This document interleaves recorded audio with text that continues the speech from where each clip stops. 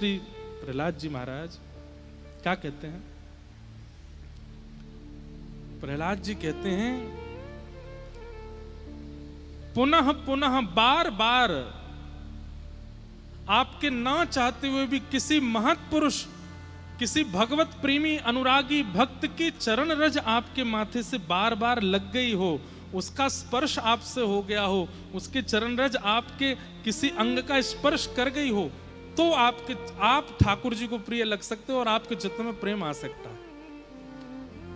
हम सामान्य बात नहीं कह रहे हैं, बहुत बड़ी बात कह रहे हैं। प्रहलाद जी कह रहे हैं, इसलिए ध्यान से सुनो। प्रहलाद जी कहते हैं, मुझे किसी ने प्रवचन नहीं सुनाया, मुझे ठाकुर जी प्रिय कैसे लग गए। अब प्रसंग आता है कि प्रहलाद जी जब मां के गर्भ में थे तब नारद जी ने कथा सुनाई। गर्भ के बालक को याद रहता है कुछ भी याद नहीं रहता। प्रहलाद जी कहते हैं, मैंने किसी का प्रवचन नहीं सुना कि मुझे ठाकुर जी प्रिय लग गए। दूसरा, मैंने तो बचपन से माहौल ही नहीं देखा कि मुझे कहीं हरि दिख गए हों, कहीं मंदिर दिख गया हो, कहीं ठाकुर जी दिख गए हों और मैं उनके भक्ति में आ गया। मैंने कभी देखा भी नहीं उनको, तो मैंने भी नहीं चाहा कि मैं उनसे प्रेम करूं। ना मेरे चाहने से मैं उनका हुआ हूं, ना किसी की वाणी से मैं उनका हुआ हूं। तो बोले, फिर आप उनके हो कैसे गए? बोले, निश्चित ही किसी महत् पुरुष की चरण रज मेरे मस्तिष्क को प्राप्त हुई, जिस चरण रज के मेरे मस्तिष्क पर लगने से मैं ठाकुर जी को भा गया, मैं उनको भा गया, और जब मैं उनको भा गया तो उनका मेरे प्रति सहज प्रेम हो गया। और वो जब प्रेम करते हैं तो अपने आप उनसे प्रेम होने लग जाता है। ये बात प्रहलाद जी कह रहे हैं। लेकिन ठाकुर जी को आप प्रिय लगोगे कब? जब किसी महत् पुरुष की चरण रज लगी हो, किसी संत के चरण रज या किसी संत का संस्पर्श, किसी महाभागवत का संस्पर्श आपसे हो गया हो। संस्पर्श का मतलब क्या है?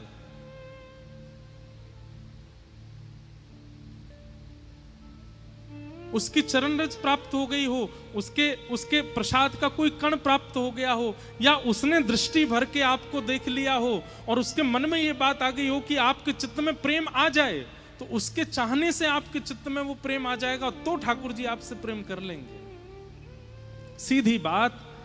प्रहलाद जी कहते हैं, जब तक कोई महत् पुरुष हमारे प्रति ये भावना नहीं रखता कि हम ठाकुर जी को प्रिय लगें, तब तक हम ठाकुर जी के हो ही नहीं सकते। चाहे कोई कितनी कथा सुन ले, चाहे कोई कितना मन बना ले, निश्चित ही कोई महत् पुरुष हमारी ओर दृष्टि करके ये भाव रख लेता है, इसको ठाकुर जी प्रिय लग जाएं, ये कितना अच्छा है, इसको ठाकुर जी मिल जाए। उसी से ही कृपा होती है, उसी से ही ठाकुर जी मिलते हैं।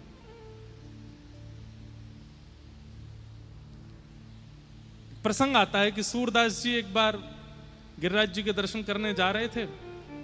एक व्यक्ति रहता था गोवर्धन में, वो कभी दर्शन नहीं करता था ठाकुर जी के, केवल बोलता था,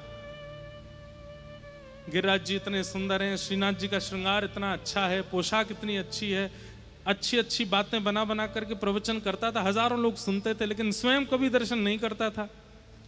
सूरदास जी के मन में आया कि खुद तो दर्शन करता नहीं है, केवल दुनिया के प्रति एक मोह प्रकट करने के भाव से प्रवचन करता है। तो एक दिन सूरदास जी ने मन बनाया कि इसको मैं लेके जाऊं। बड़ी कथा है। सूरदास जी ने एक दिन उसका हाथ पकड़ा, बोले, चल श्रीनाथ जी का दर्शन करने चल।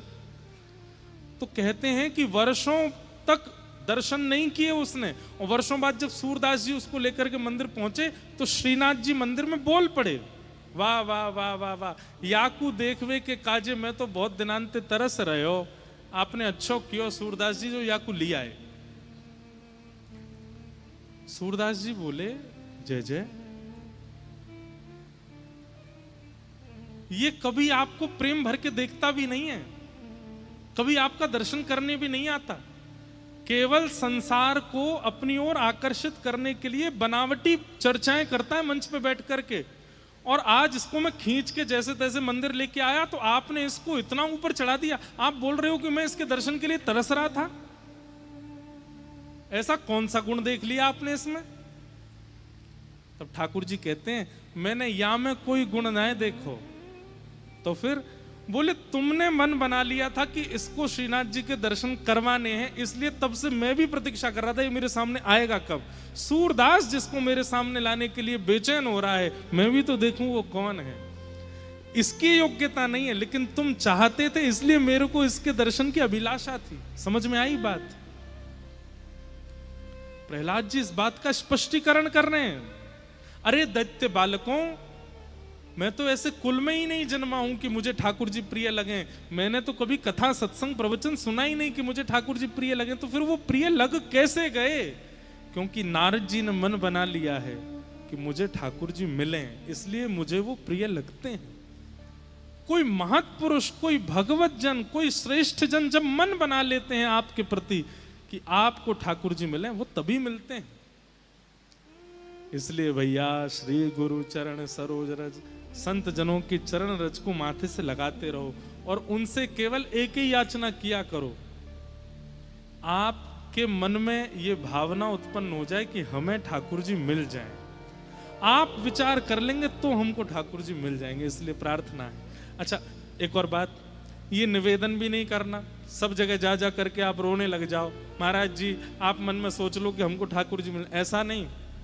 तो एक होता है जिद करके प्रॉपर्टी अपने नाम कराना, और एक होता है कि अपने व्यवहार से, अपने स्वभाव से, अपनी क्रिया से माता पिता का मन मोह लिया, तो माता पिता के मन में आया कि भाई पूरा हिस्सा इसी को देना चाहिए, और उन्होंने बिना कुछ कहे पूरे दस्तावेज पर नाम लिख दिया, बोले सारी प्रॉपर्टी तेरी।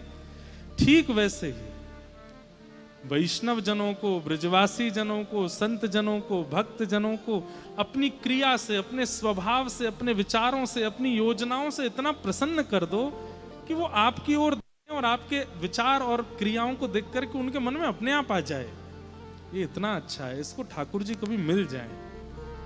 ये विचार उनके चित्त में आ गया, उसी दिन ठाकुर जी मन बना लेंगे मोह याते मिलनो है। क्यों? क्योंकि एक रसिक ने मन बनाया कि मैं याते मिलूं। ये बात कौन कह रहा है? प्रहलाद जी। कितनी ऊंची बात है। ठाकुर जी से भी प्रार्थना नहीं करनी है, किशोरी जी से भी प्रार्थना नहीं करनी है, किसी से प्रार्थना नहीं करनी, बस कथाएं सुन के, सत्संग सुन के अपना निर्माण ऐसा कर लो कि कभी कोई महान भक्त आप पे रीझ जाए। ठाकुर जी रीझ है ना रीझ है चले गो, कोई भक्त रीझ जाए वही तो काम है जाए। वो संत चरण रज।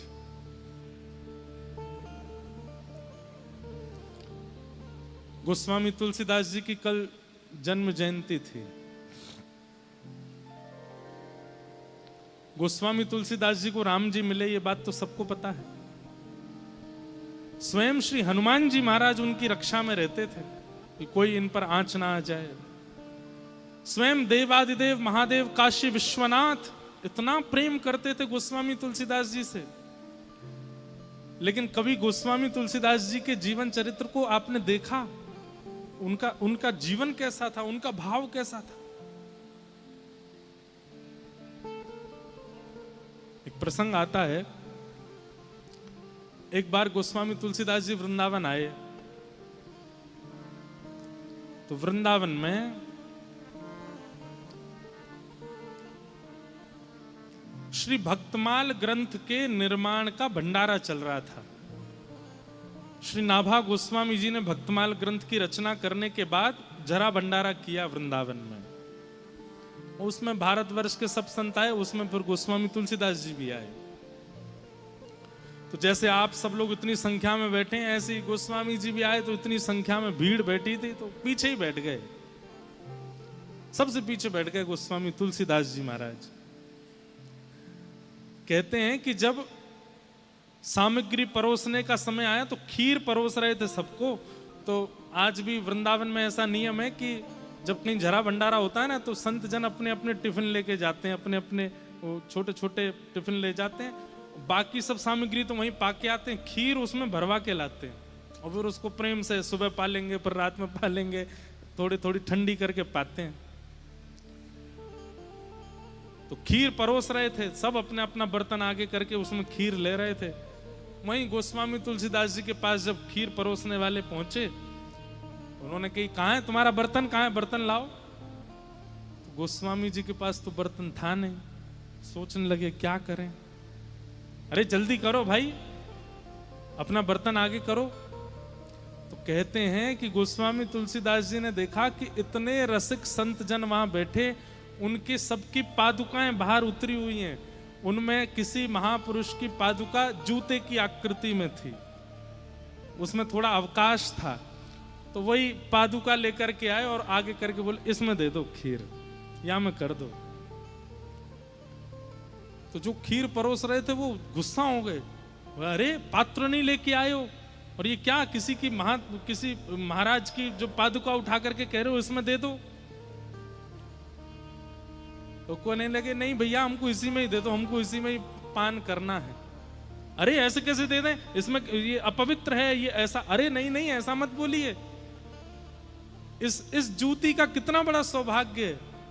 एक तो ये व्रजरज में रही है, 24 घंटा ब्रज की रज इसको लगती रहती है। वो ब्रजरज जिसमें श्री कृष्ण श्री किशोरी जी अपने अपने निरावृत चरणों से विचरण करते हैं, वो ब्रजरज इसको अंकित कर चुकी है। दूसरा, कोई महापुरुष इसको धारण करता होगा, उसके चित्त में प्रिया प्रियतम विराजमान होंगे, वो प्रिया प्रियतम को विराजमान करके चलता होगा। नीचे से ब्रजरज लगती होगी, ऊपर से उस महत्पुरुष की चरण रज लगती होगी। ये तो महापवित्र, इससे पवित्र पात्र तो हो ही नहीं सकता। अब तो मेरी भी हट है कि मैं इसी में ही खीर पीऊंगा।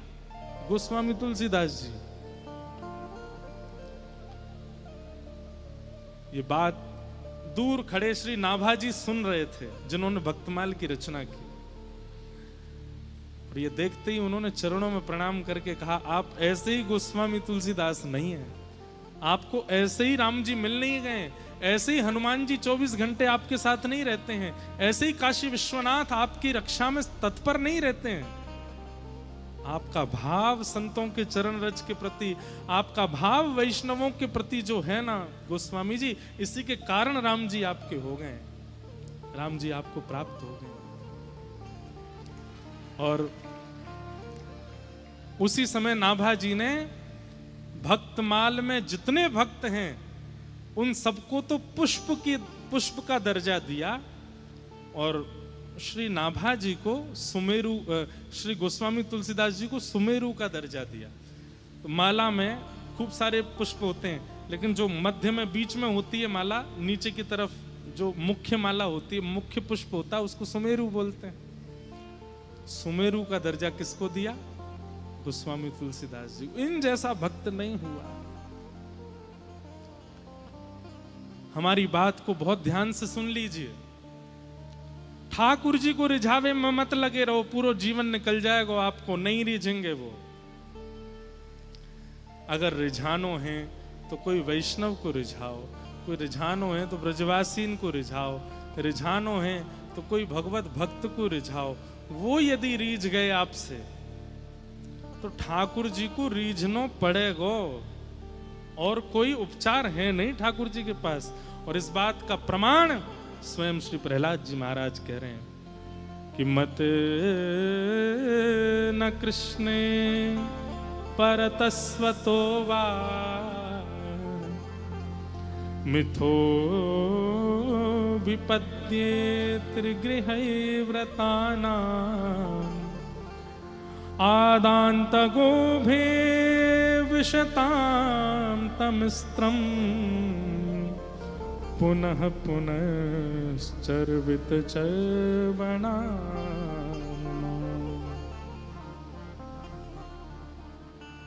इसलिए किसी भक्त को रिझाओ, प्रयास करो कि हमारे भाव से, स्वभाव से, विचार से कोई रसिक हम पर रीझ जाए, वो हमसे प्रसन्न हो जाए। और वो प्रसन्न है गए तो ठाकुर जी को प्रसन्न होना पड़ेगा, ठाकुर जी को रीझना पड़ेगा। सच्चिदानंद रूपाय विश्वोत्पत्त्यादि हेतवे तापत्रय विनाशाय श्री कृष्णाय वयं नमः। ऐसे श्री कृष्ण को हम बारंबार प्रणाम करते हैं, जो सत्य, चैतन्य और आनंद के स्वरूप हैं, जो उत्पत्ति, पालन और प्रलय करते हैं, जो आदिदैविक, आदि भौतिक, आध्यात्मिक तापों का विनाश करते हैं। ऐसे श्री कृष्ण को हम बारंबार प्रणाम करते हैं। अब यहां से कथा इस प्रकार है कि नैमिषारण्य क्षेत्र में 88,000 सौनकादि ऋषि मानव कल्याण के लिए यज्ञ कर रहे थे, लेकिन उस यज्ञ से मानव कल्याण होना नहीं था। तभी वहां सूत जी का आगमन हुआ और एक विद्वान को देखकर के सब ऋषियों ने मन में विचार किया कि मानव कल्याण का साधन इनसे पूछते हैं कि कैसे होगा। बंधु, एक बात बताइए, कल्याण इज इक्वल टू क्या? आप कल्याण किसको मानते हो?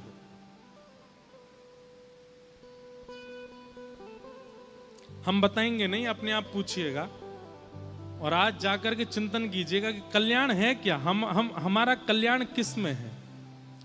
अब 2-3 उत्तर मुझे पता है जो सबके चित्त में आने वाले हैं, वो मैं यहीं बता देता हूं। पहला, हमको ठाकुर जी मिल जाएं, ये हमारा कल्याण है। दूसरा आपके चित्त में आएगा, सब छोड़ छाड़ के ब्रज का वास मिल जाए, इसमें हमारा कल्याण है। तीसरा आपके चित्त में आएगा, हमारे घर में सब वैष्णव हो जाएं, सब किशोरी जी के उपासक हो जाएं, इसमें हमारा कल्याण है। नहीं, मूल कल्याण कहते किसको है? हमारा कल्याण, हमने पहले कई कथाओं में इसका उत्तर दिया है। मानव कल्याण है क्या, इस पर विचार करो। अब एक तो इतनी संख्या में हो आप कि हम आपको टेस्ट भी नहीं दे सकते कि कल लिख के लाना, और कितनों का पढ़ूंगा मैं, किस किस का पढ़ूंगा। लेकिन फिर भी आप लोग अपनी परिभाषा लिख के लाना कि मानव कल्याण किसे कहते हैं, मानव का कल्याण किस में है।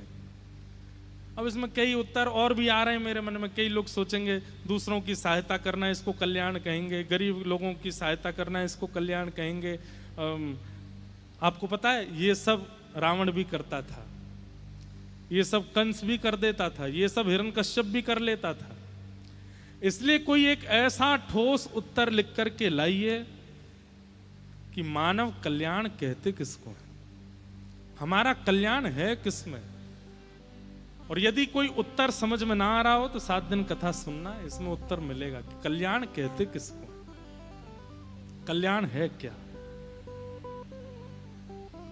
तो मानव कल्याण के लिए सौनकादि ऋषि तप कर रहे थे, लेकिन तभी सूत जी का आगमन हुआ और सूत जी से सौनकादि ऋषियों ने ये प्रश्न किए और प्रश्न करते हुए कहा कि भगवान, क्या प्रश्न किया? श्रेष्ठ से श्रेष्ठ, पवित्र से पवित्र और जल्दी से जल्दी कृष्ण प्राप्ति का साधन क्या है, कृपा करके हमको बताओ। सौनकादि ऋषियों ने क्या प्रश्न किया?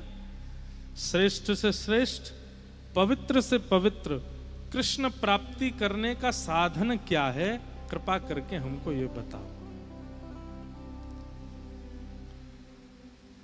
सूत जी महाराज प्रश्न सुनकर के आनंदित हो गए और आनंदित होकर के बोले कि हे सौनकादि ऋषियों, आपने जो प्रश्न किया है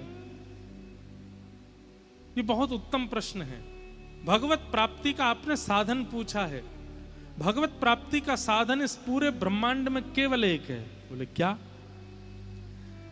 तब कहते हैं भागवत शास्त्र, श्रीमद् भागवत में जो मार्ग बताया गया, जो नियम बताया गया, जो विधि बताई गई, वही भगवत प्राप्ति का साधन है। इस बात को गांठ बांध लीजिएगा। क्षमा प्रार्थी होकर के एक बात हम कहें, कई बार कई लोग कहते हैं हमसे किसी ने ऐसा कहा कि वहां ऐसा लिखा है, और आप महाराज जी कथा में भागवत जी का ये बात, तो हमें क्या मानना चाहिए?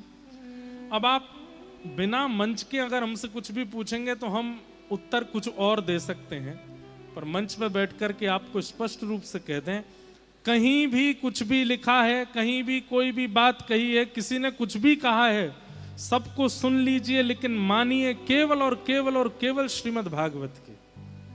श्रीमद् भागवत में जो मार्ग है, श्रीमद् भागवत में जो विधि है, श्रीमद् भागवत में जो नियम है, उसी से भगवत प्राप्ति होगी, ये निश्चित है।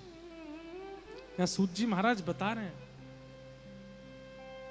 हमारे स्वामी श्री हरदास जी महाराज के परंपरा में ज्यादा विधि विधानों को, ज्यादा नियमों को प्रायोरिटी नहीं दी गई, लेकिन वहां पर भी स्वामी श्री हरदास जी आज्ञा देते हैं कि भागवत जी तो सुननी है, श्रीमद् भागवत जी का पठन पाठन और श्रवण करना है।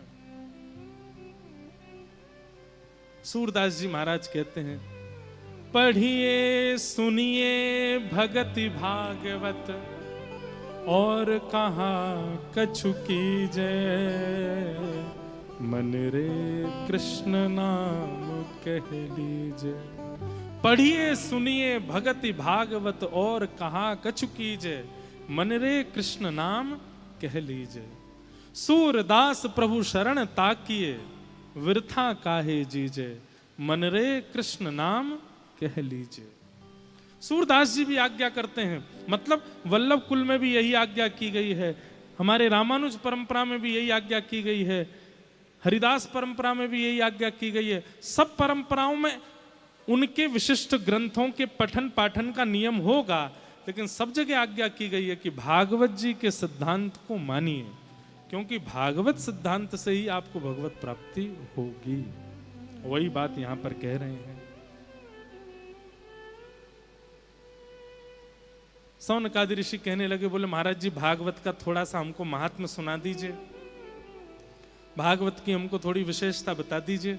तो यहां भागवत जी का महात्म्य सुनाया गया। एक बार की बात है, नारद जी महाराज पूरी पृथ्वी पर भ्रमण करते हुए, सब जगह दुखी होते हुए जैसे बद्रीनाथ पहुंचे, तो बद्रीनाथ में सनक सनंदन सनातन सनत कुमारों ने नारद जी से कहा, हे नारद जी आप इतने दुखी क्यों हो, क्या बात है? तब नारद जी ने कहा कि मैं पूरी पृथ्वी पर भ्रमण करता हुआ जब वृंदावन पहुंचा, सब जगह तो मेरे चित्त को अशांति का अनुभव हुआ, लेकिन केवल वृंदावन था जहां मुझे सुख मिला। लेकिन उस वृंदावन में भी मैंने एक आश्चर्य देखा। क्या? कि एक परम युवती है, परम युवा कन्या है, लेकिन उसकी गोद में दो वृद्ध लेटे हुए हैं। और युवा की गोद में दो वृद्धों का लेटना यह शुभ संकेत नहीं है। तो मैंने पूछा, देवी तुम कौन हो, इतनी युवा हो और तुम्हारी गोद में ये दो वृद्ध कौन लेटे हैं? तब उसने अपना परिचय देते हुए कहा कि मैं भक्ति हूं और ये दोनों मेरे पुत्र हैं, ज्ञान और वैराग्य। पहले तो मैं आश्चर्यचकित हुआ कि युवा की गोद में दो वृद्ध, बाद में मैं आश्चर्यचकित हुआ कि युवा मां है और ये वृद्ध दोनों बालक हैं। कैसे हो सकता है ऐसा? बंधुओं, भक्ति सबके चित्त में है। अभी कहना तो नहीं चाहिए, पर एक विमान यात्रा में मैं था, विदेश का ही था। तो मेरे बगल में एक माता जी बैठी थी, कहीं वो सुन रही हो तो अच्छी बात है। तो मैं जैसे ही विमान में आया, गिरधर लाल जी संग में थे, तो मेरे को उन्होंने प्रणाम किया, पैर छुए। मैंने कहा चलो अच्छा है, 10-12 घंटे कोई विदेशी नहीं है बगल में, नहीं तो कुछ भी खाते हैं। मैंने कहा पैर वैर छू रही हैं, प्रणाम कर रही हैं, तो सद्विचार वाली होंगी। मैं जब बैठ गया तो मुझसे बोली, आप बिल्कुल कंफर्टेबल ही रहिएगा, कोई इसमें कौन है? मैंने कि इसमें हमारे ठाकुर जी। अच्छा अच्छा ठीक। जैसे ही विमान थोड़ी देर उड़ा, थोड़ी देर बाद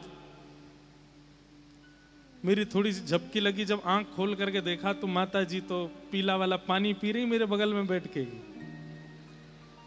अब मैं उनकी ओर देखूं और वो मेरे को बिल्कुल ना देखें, और पीती जा रही हैं चुपचाप।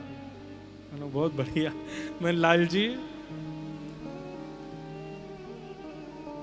कई बार विदेशी होते हैं ना, वे लोग पूछ लेते हैं कि आप कहीं अनकंफर्टेबल तो नहीं अगर मैं कुछ ऐसा खाऊं या पीऊं तो।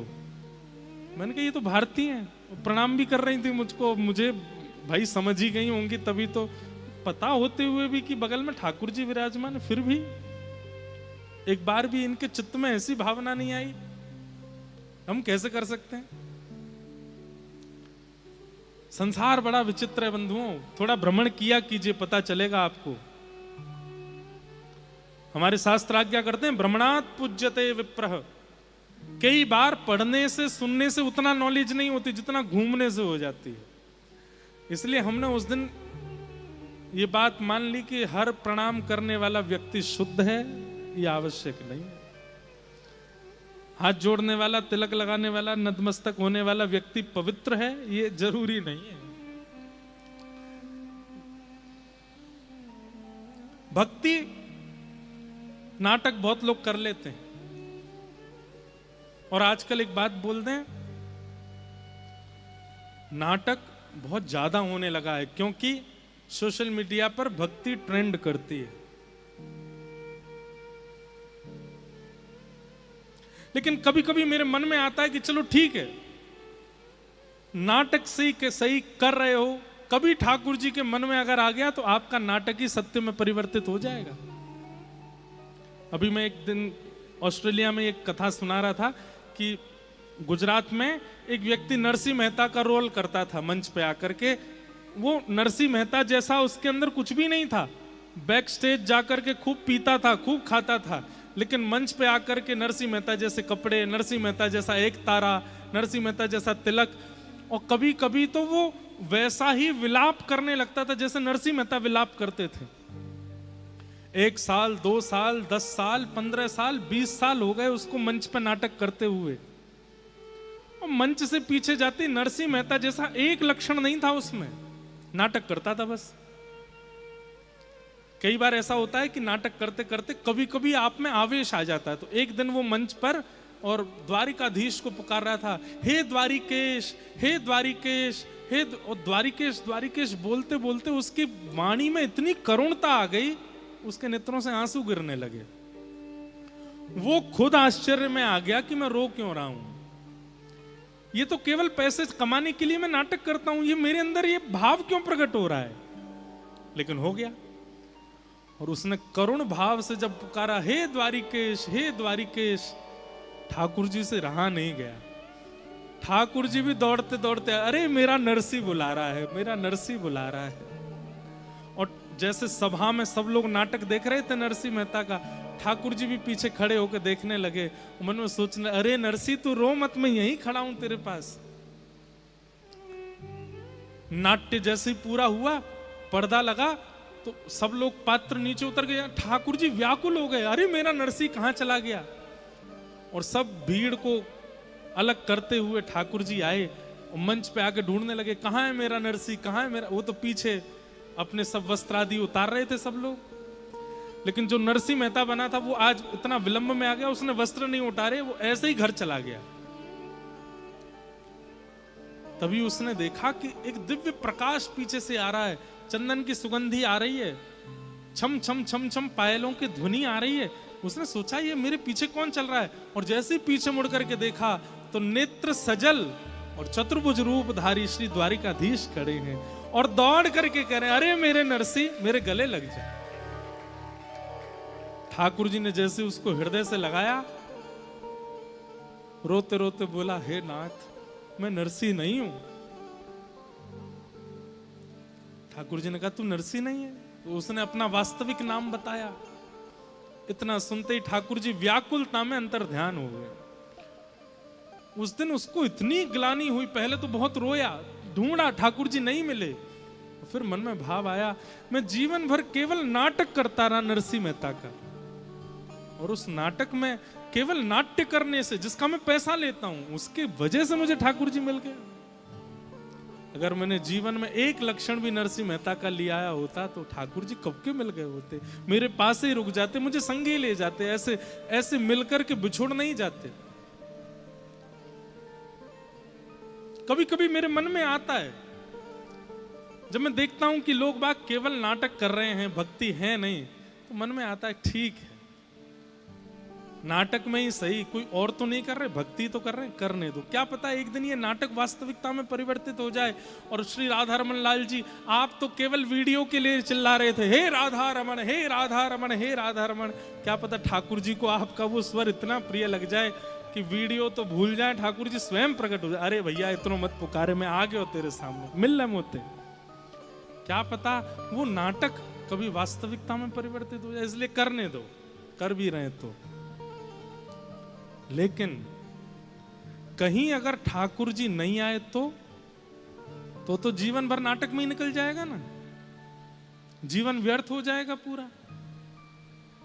इसके लिए अगर आप इस कथा में बैठे हैं तो मानो ठाकुर जी आपको संकेत दिला रहे हैं। भक्ति ज्ञान और वैराग्य के पुट के साथ में कीजिए, क्योंकि भक्ति मां है और ज्ञान वैराग्य उसके बालक हैं। ब्रह्मांड में कोई भी मां तब तक प्रसन्न नहीं हो सकती जब तक उसके बालक प्रसन्न ना हो। हम लोगों के अंदर ज्ञान के नाम पर शून्यता, वैराग्य के नाम पर शून्यता, और भक्ति के नाम पे हम 1000 नंबर ले आते हैं। भक्ति हम में खूब है, लेकिन ज्ञान शून्य, वैराग्य शून्य। अब देखो, हम सब हिंदू भाई लोग बैठे हैं, हम सबके घर पे कोई भी मेहमान आता है, कोई भी महाराज जी आते हैं, कोई भी संत आते हैं, तो हम क्या करते हैं? आरती उतारते हैं, चंदन लगाते हैं, अक्षत लगाते हैं, चावल लगाते हैं। बताओ चावल क्यों लगाते हैं? आप आज तक लगाते आए हैं, लेकिन आपको ही नहीं पता कि चावल क्यों लगाते हैं। भक्ति तो है, ज्ञान नहीं।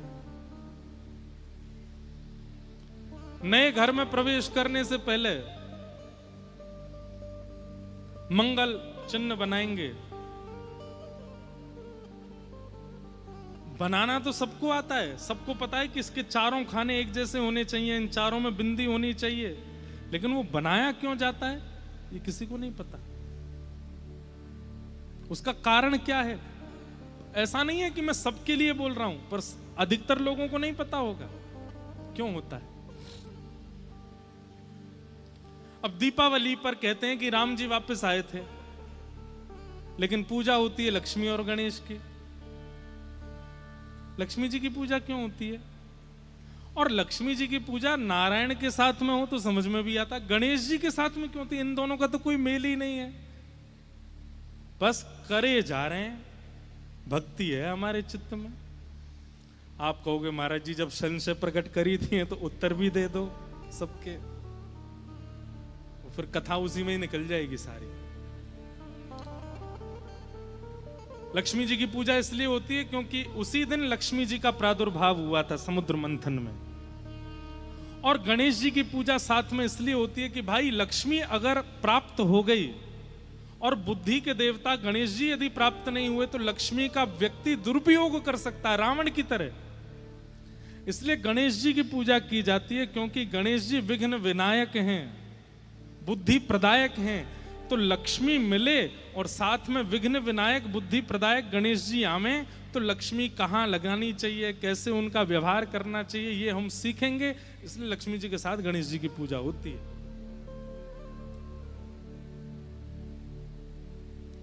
अक्षत किसी के माथे पर इसलिए लगाया जाता है, तिलक लगा करके हम उसका स्वागत चिन्ह करते हैं। हमारे शास्त्रों में नियम है कि माथा सूना नहीं रहना चाहिए। सूना माथा देखने से पुण्य नष्ट होते हैं। अब जो रखता है सूना माथा उसका तो क्या ही होता होगा। अगर कोई सूना माथा है, माथे पर कोई चिन्ह नहीं है, तिलक नहीं है, स्वरूप नहीं है, और वो अगर हमारे सामने आ जाता है, हमारे भले ही तिलक लगाए लेकिन सूने माथे वाले को जब हम देख लेते हैं तो हमारे ही पुण्य घटने लगते हैं, उसका तो क्या ही होता होगा। इसलिए हमारे यहाँ नियम है, जब भी कोई मेहमान आए तो पहले तिलक लगा देते हैं कि भैया तुम हमारे घर आकर के पुण्य छीण मत कर देना, आपके तिलक देख करके हम सबके पुण्य बचे रहें। अक्षत क्यों लगाते हैं? अक्षत अक्षय का प्रतीक है। अक्षय मतलब जिसका कभी क्षय नहीं होता। आपकी आयु अक्षय हो, आपका ज्ञान अक्षय हो, आपकी बुद्धि अक्षय हो, इसलिए अक्षत लगाते हैं। और भी कई प्रमाणित और शास्त्रीय बातें। मेरा पूरी बात कहने का एक ही मंतव्य है, भक्ति तो है, ज्ञान शून्य। भक्ति तो है पर वैराग्य शून्य। सोचो, जहां बच्चों का प्रवेश नहीं है और जहां बच्चे नहीं आ सकते वहां मां प्रसन्न रहेगी। इसीलिए हम लोग भक्ति तो करते हैं, भजन तो करते हैं, लेकिन हमारे भक्ति में, हमारे भजन में ज्ञान नहीं है।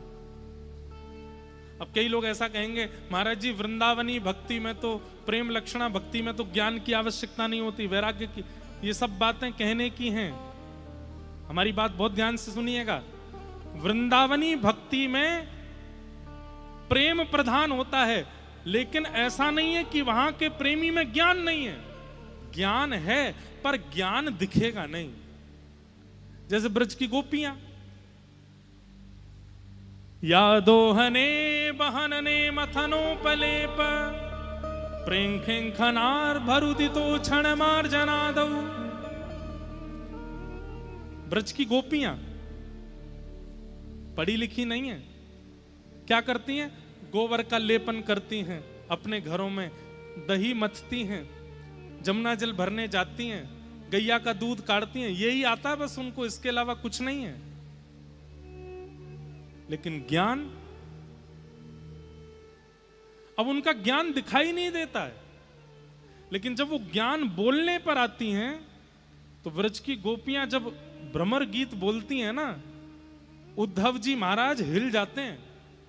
मधुपक तब बंधो माश प्रशांग्रिम सपत्न्याः कुच विलुलित माला कुंकुमश्मश्रुभिर्नः बहुत मधुपतिस्तन मानिनी नाम प्रसादम यदु सदसि विडंब्यम यस्य दूतस्त्वमिद्रिक। अरे साक्षात बृहस्पति के शिष्य उद्धव, जिनके आगे उद्धव जी पता है क्या करते हैं? भगवान को भी करेक्ट करते हैं। क्या करते हैं? ठाकुर जी भी जब प्रवचन करते हैं ना, तो ठाकुर जी के प्रवचन में क्या करेक्शन होना चाहिए, ये उद्धव जी का काम है। ठाकुर जी जब प्रवचन करके जाते हैं स्वधर्मा सभा से, तो फिर उद्धव को बुला, उद्धव आज हमने प्रवचन में कोई गलती की? बोला हाँ आज आपने ये गलती की, ये गलत बोला, ये गलत, आगे से ध्यान रखेंगे। वो हैं उद्धव जी महाराज। और उनकी स्थिति, जब उद्धव जी वृंदावन गए, मन में सोच के गए थे, गोबर लेपने वाली गोपियां, दूध काढ़ने वाली गोपियां मेरे ज्ञान को क्या समझ पाएंगी? और जब गोपियों की परिस्थिति और वाणी का जब उन्होंने श्रवण किया, अपनी झोली फैला करके विधाता से कहते हैं, हे विधाता, यदि मेरे जीवन में कोई पुण्य बचे हों और उन पुण्यों की वजह से मेरा पुनः पृथ्वी पर जन्म होना हो, तो कृपा करके इस वृंदावन का छोटा सा पौधा बनाना। विधाता पूछने लगे, पौधा क्यों बनना है?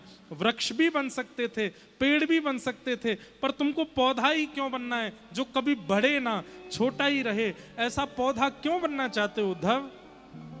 बोले ताकि जब जब हवा चले तो इन ब्रज की गोपियों की रज उड़ उड़ करके मुझे सनाती रहे, मेरे जीवन में और कोई कामना ना रहे, बस इन ब्रजवासियों की चरण रज में मैं सदा संलिप्त रहूं, इसलिए मुझे छोटा सा पौधा बना देना नाथ। ये उद्धव जी मांगते हैं गोपियों से मिलने के बाद। आप कैसे कह सकते हैं कि वृंदावनी भक्ति में ज्ञान नहीं है? आप कैसे कह सकते हैं कि वृंदावनी भक्ति में वैराग्य नहीं है? जो कृष्ण तन कृष्ण मन कृष्ण ही हमारो धन, बिना कृष्ण देखे एक क्षण रहती नहीं, ऐसी गोपियां कृष्ण का त्याग कर देती हैं। मथुरा चले गए श्री कृष्ण, मथुरा वृंदावन से दूर नहीं है, दिन में 2 बार गोपियां जाके मिलके आ सकती हैं, लेकिन वैराग्यवती हैं गोपियां, नहीं गई मथुरा, नहीं मिली ठाकुर जी से। तड़पना मंजूर है, रोना मंजूर है, व्याकुल होना मंजूर है, लेकिन वैराग्य है चित्त में, नहीं गई गोपियां।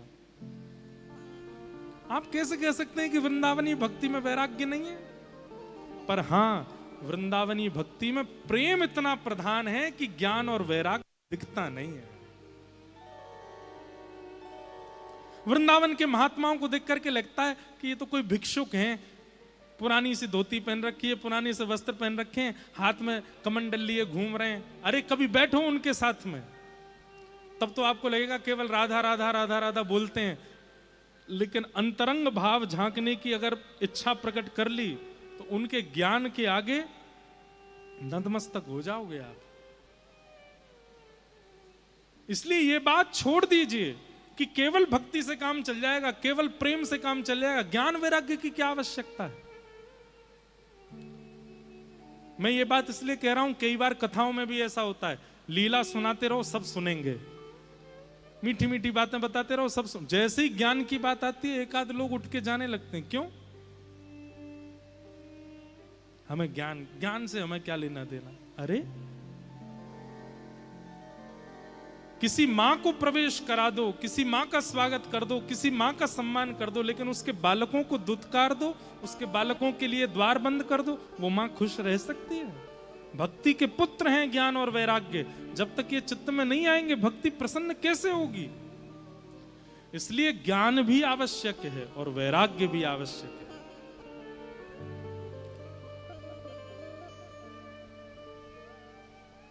आप ब्रज की गोपियों को कम ज्ञानी मत समझिए।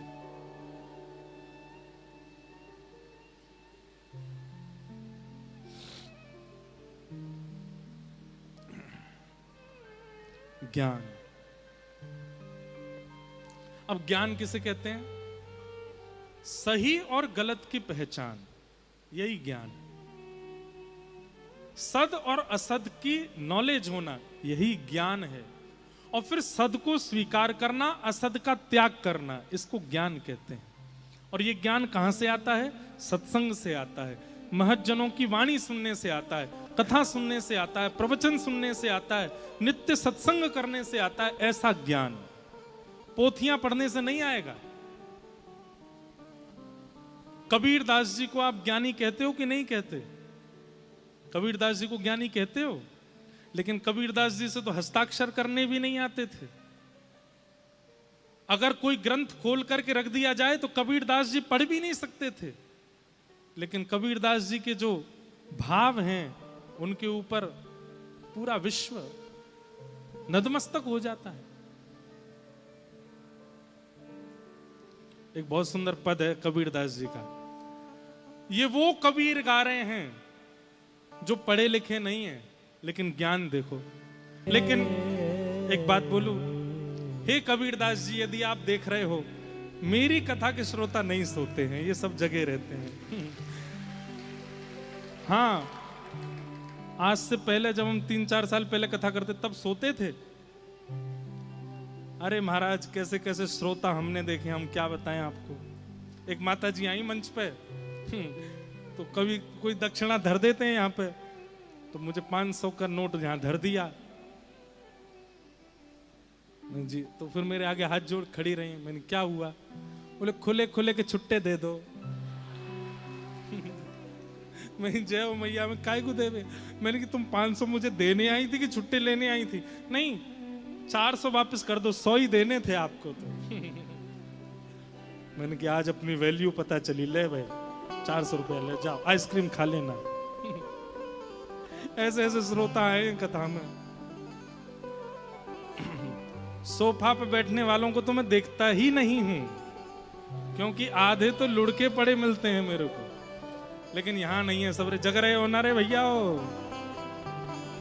जगे रहो, सोना नहीं। हाँ, कबीरदास जी कहते हैं, डर लागे और हंसी आवे, अजब जमाना आया रे। गाओ सब लोग। डर लागे और हंसी आवे, इनसे तेज आवाज होनी चाहिए आप। अब एक बात सुनो, ये हमारे प्रेम जी और दूसरे ज्ञान, इनसे आपका कंपटीशन है 7 दिन तक। ये दोनों माइक पे चढ़ चढ़ के गाएंगे, आपको इनसे तेज ही रखनी है अपनी आवाज, ठीक है? बस ये याद रखना है, आपने इनको हरा दिया तो ठाकुर जी आपको मिल जाएंगे, ठीक है? बस इतना याद रखना कि ताल में गाना। कहीं बेताल हो गए तो फिर इनको ही मिल जाएंगे ठाकुर जी। फिर तो धन दौलत कमा लेते हैं, खूब सारा पैसा कमा लेते हैं, उस पैसे का ज्यादातर उपभोग कहां करते हैं? अपने प्रयोग में। कई लोगों को कहो भैया वृंदावन में ऐसे ऐसे कोई योजना बन रही है, अनाथों के लिए थोड़ा दान करो। हाँ, कर देंगे थोड़ा सा। कमाई कितनी होती है? 100 करोड़ की। और दान कितना कर रहे हैं? 11,000 रुपए। इतने में ही कर लो महाराज जी। और जब खुद के घर का कोई कार्यक्रम होता है तो महाराज बड़े बड़े लोगों को देखो आप, भारत में कैसे कैसे लोग हैं, 6 महीने तक शादियां चल रही हैं आजकल, 6 महीने तक शादी, और उसमें करोड़ों खर्च कर रहे हैं लोग, खरबों अरबों खर्च कर रहे हैं। क्या हो गया है? अपने खर्चा के लिए इतना सब कुछ करते हैं, लेकिन जब समाज के लिए कुछ बात आती है तो फिर कुछ नहीं निकल के आता बाहर। बात आई है तो मैं बोल देता हूं, बुरा लग सकता है कई लोगों को। शरीर पर किसी भी प्रकार की छेड़छाड़ मत करवाया कीजिए। ठाकुर जी ने हमको जैसा शरीर दिया है, इस शरीर को और भजन करके पवित्र करके ठाकुर जी को लौटाना है हमको। किस्त में मिला है हमको, लोन में मिला है हमको शरीर। लोन तो चुका नहीं पाए, बल्कि जैसे किसी को किराएदार को आपने घर दे दिया, उससे कह दिया भाई 6 महीना के लिए ले लो, 6 महीना बाद दे देना। अब 6 महीना में उसने खूब कील ठोक करके और पूरे घर का पलस्तर निकाल दिया, पंखा उतार दी, सब वापस लेने जाओगे तो आप नाराज होगे कि नहीं भाई तूने क्या किया, मेरे घर का पूरा जैसा दिया था वैसा ही वापस कर हमको। अब उसके बाद वो कितना भी रंग रोगन करावे, कितना भी, एक बार घर छेड़ दिया तो दोबारा पुराना जैसा नहीं हो सकता। इसलिए अब जिन्होंने ये घर छेड़ दिया है, अब वो तो कुछ कर नहीं सकते, पर जिनका अभी बचा हुआ है, बचे ही रहना भैया, कुछ करना नहीं। इस शरीर से ज्यादा छेड़छाड़ नहीं करनी किसी भी प्रकार की। कोई ये हम कह रहे हैं ठाकुर जी का भी स्वरूप क्यों बनाना है? हनुमान जी की तरह चित्त में धरो ना, यहाँ सीना चौड़ा करके दिखाओ तो यहाँ बैठे हैं श्री राम जानकी, बैठे हैं मेरे सीने में। और बाहर बैठाने का क्या अभिप्राय है? इसलिए प्रयास कीजिए कि अगर कुछ बने भी हैं चिन्ह वगैरह तो उनका थोड़ा प्रायश्चित कर लीजिए और आगे नहीं बनवाइएगा। ठाकुर जी का स्वरूप रहने दीजिए। अगर ये प्रमाणित होते, किसी ने मुझे कहा कि ठाकुर जी की भी तो लिलीहार लीला है, लिलीहार लीला बनाई है, उसका कोई ऐसा प्रमाणित कोई कहीं पर वर्णन नहीं है। और लिलीहार लीला में वो जो बनाने का जो भाव है, उसमें मेहंदी जैसा ही कोई सब्सटेंस है जिससे लिख दो कुछ दिन बाद वो उड़ जाता है। हमेशा वो रहने वाला क्रम नहीं होना चाहिए। बाकी आप लोगों का जीवन है, ज्यादा कुछ कह नहीं सकते। ज्यादा कुछ शरीर पर निर्माण करवाओ नहीं।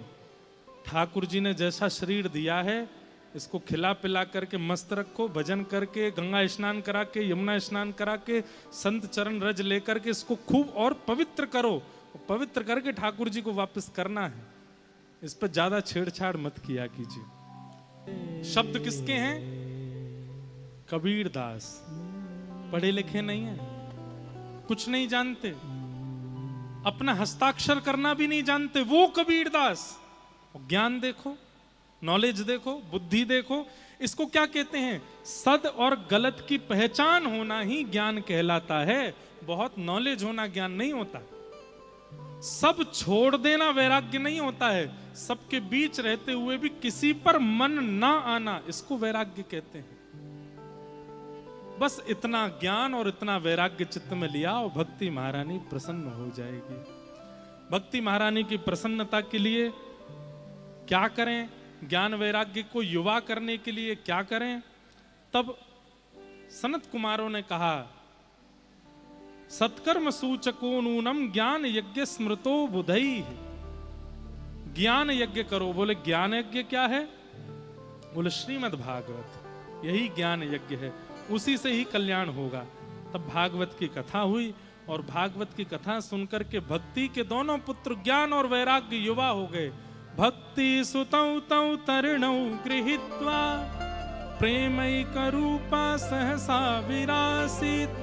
श्री कृष्ण गोविंद हरे मुरारे नाथेति नामानि मुहुः वदन्ति। भक्ति के दोनों पुत्र युवा हो गए और भक्ति महारानी अत्यंत प्रसन्न। तो कथा सुनने से क्या होता है? ज्ञान वैराग्य युवा होते हैं। यदि इन 7 दिनों में आपको सद असद की पहचान ना हो और सबके बीच रहते हुए भी सबसे मन ना हटे, तो समझना अभी कथा सुनने में कोई चूक की है आपने। अभी यहां पर घेवर लाया जाए, और घेवर देखते ही आपकी जीभ में पानी आ जाए तो समझो 3 घंटा आपने व्यर्थ कर दिए। क्या सुना कथा में? अब भी मन जा रहा है वहां पे।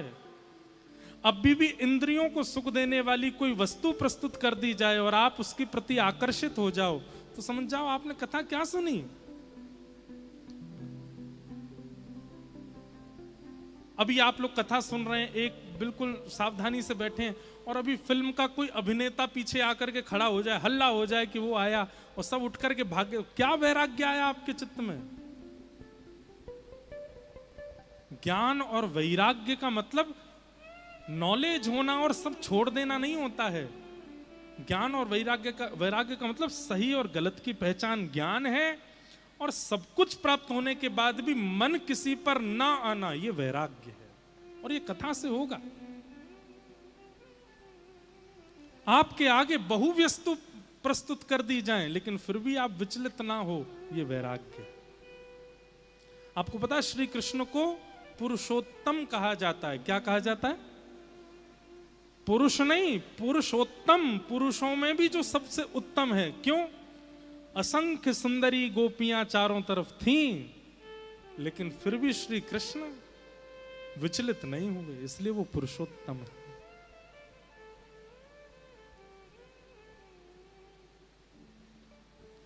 प्रभु श्री राम पुरुषोत्तम कहलाते हैं। क्यों?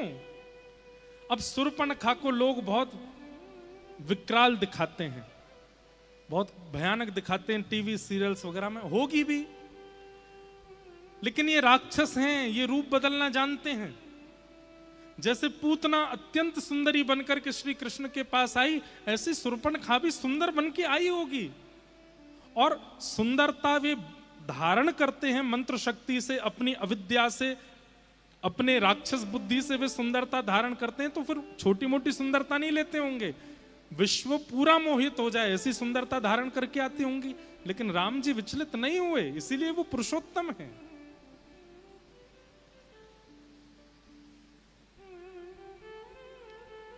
तुलसी, वृंदा अपने पति के प्रति ऐसा पातिव्रत के सामने ठाकुर जी आ गए, तब भी अपने पति के पातिव्रत का नष्ट नहीं होने दिया अपने चित्त में। ठाकुर जी इतने प्रसन्न हो गए उसके पातिव्रत से, उसने भगवान को श्राप दिया, आप मेरे पति का रूप धारण करके आए हैं, मैं आपको श्राप देती हूं कि आप पत्थर हो जाओ। ठाकुर जी बोले हम पत्थर हो जाएंगे, लेकिन हम आपके पातिव्रत धर्म से इतने प्रसन्न हैं कि आप भी तुलसी बनोगी, और आप जब तक हम पर नहीं पधराई जाओगी हमारी कोई भी सेवा पूरी होगी नहीं। कथा तो सबको पता होगी। वृंदा के पति जलंधर, जो कि ना तो रूप से अच्छा है, ना स्वभाव से अच्छा है, ना कर्म से अच्छा है, लेकिन फिर भी वृंदा का ऐसा पातिव्रत अपने पति के प्रति, वो व्यभिचार करता है, वो गलत काम करता है, लेकिन फिर भी वृंदा उसी को ही मानती है सर्वस्व अपना। ठाकुर जी इतने प्रसन्न हो गए, बोले ये देखो पति इतना व्यभिचारी, फिर भी अपने पति के प्रति इसने बिल्कुल भी त्याग की भावना नहीं लाई मन में। ठाकुर जी जलंधर का रूप बना करके आ गए। जब वृंदा को यह बात पता चली तो ठाकुर जी को श्राप, पता होने के बाद भी कि ये परमात्मा है। इसी को तो वैराग्य कहते हैं कि एक बार मन जिस पर आ गया उसके अलावा और किसी को नहीं जा सकता है।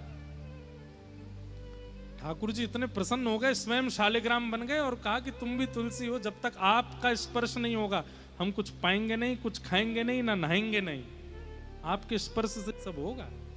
आपके पातिव्रत से हम इतना प्रसन्न हैं। तो अपनी इंद्रियों के भोग्य वस्तु सामने आने पर भी इंद्रियों का विचलित ना होना, इसको वैराग्य कहते हैं। सब छोड़ के चले जाना वैराग्य नहीं होता। कई बार वस्तु का शारीरिक त्याग करना वैराग्य नहीं होता, दूर जाने के बाद भी उसी की याद सता रही है, वही याद आ रहा है। सिगरेट छोड़ तो दी, पीना छोड़ तो दिया, पर 24 घंटा मन लग रहा मेरे सामने कोई पी ना ले, नहीं तो मैं रोक नहीं पाऊंगा। ये कोई वैराग्य है? वैराग्य का मतलब तो अब चाहे जो हो जाए, मेरी जिह्वा पर पुनः उसकी इच्छा प्रकट नहीं हो सकती है, ये वैराग्य है। और ये ज्ञान और वैराग्य केवल भागवत से प्रकट हो सकता है। सुनिए, आप लोगों का उद्देश्य क्या कथा सुनने का? ज्ञान वैराग्य पुष्ट हो, तभी भक्ति स्थिर होगी चित्त में। इस प्रकार भक्ति ज्ञान वैराग्य के उत्थापन की कथा सुनाई गई। तत्पश्चात एक धुंतुकारी नाम का मातृ पितृ द्रोही था, भागवत जी की कृपा से उसको सदगति मिली, प्रेत योनि में होने के बाद भी उसको भगवत धाम की प्राप्ति हुई। ऐसी कथा यहाँ सुनाई गई।